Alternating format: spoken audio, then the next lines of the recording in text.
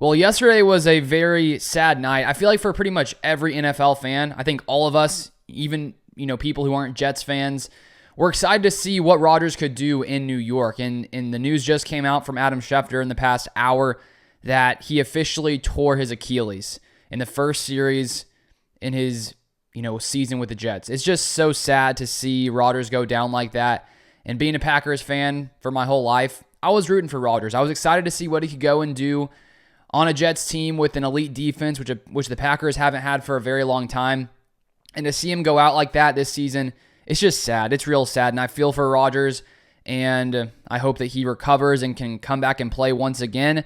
I just feel like he probably wouldn't want to go out this way. So hopefully he will have a full recovery and potentially come back next season.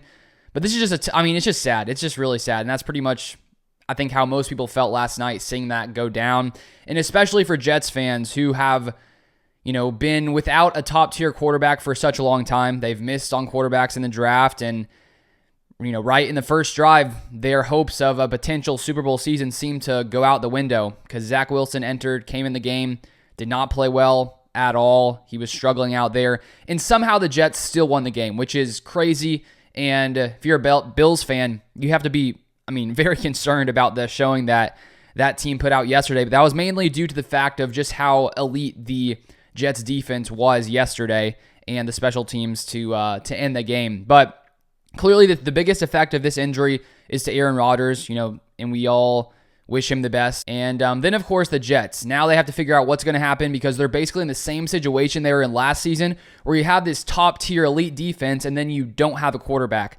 And I think if you're the Jets, you have to make a move at quarterback to not waste this defense. I saw people floating around free agent QBs like Nick Foles, Carson Wentz, guys like that who aren't elite. They're nowhere near that Aaron Rodgers level, but I think they're a step up from Zach Wilson because at least they could probably run the offense and, manage things where, you have that top tier defense. So if you have a quarterback like that, you can still be somewhat competitive. So I would assume they would make that kind of move, but we'll have to keep an eye on that and see what happens there. Then, of course, for the Packers, with the trade happening, it would have been a first-round pick in 2024 if Rodgers played 65% of snaps. Now, of course, with that not going to, no longer going to be the case, it moves to a second-round pick. So the Packers end up getting 2 second-round picks from that trade. And also for the Jets, I was just looking at all the effects of this situation. If you look at Rodgers' cap hit for next season, if he were to decide to hang it up, which if I had to guess right now, I would say he wouldn't.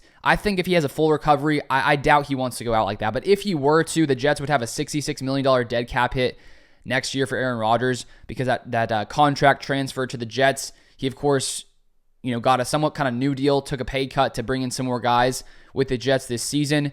But the Packers this year have a $40 million dead cap hit from Rodgers. Next year, it's off the books. So it's tough for the Jets, who gave up a ton of draft capital, brought in the contract, and now they're without Rodgers for this season, which was their plan. Their plan to go far and be a contender this season.